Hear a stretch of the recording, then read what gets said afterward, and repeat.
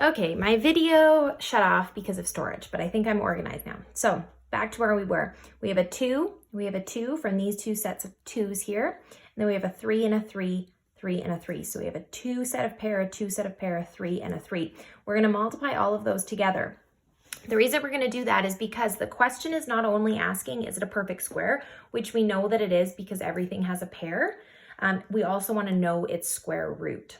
Everything that's a perfect square can be put into a square root. So when we do this, 2 times 2 is 4, 4 times 3 is 12, 12 times 3 is 36.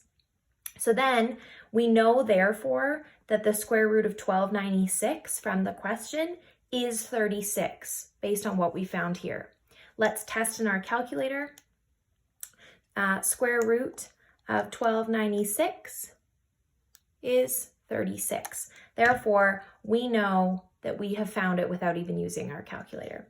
And then I wrote, yes, it's a perfect square because we all have matching pairs. And then we know that 1296 is a perfect square because it is a perfect square and it's 36. Awesome. So continue on to the sheet. You're going to want to try this one to see if it's a perfect square, and then find its perfect square if it is. This one, if it's a perfect square, and what its perfect square is, what its square root is. They might not both be perfect squares, and you'll know that based on if they all have pairs. Okay, so I'll let you do those ones. I will put a key up if you'd like to take a peek at my key. Thanks.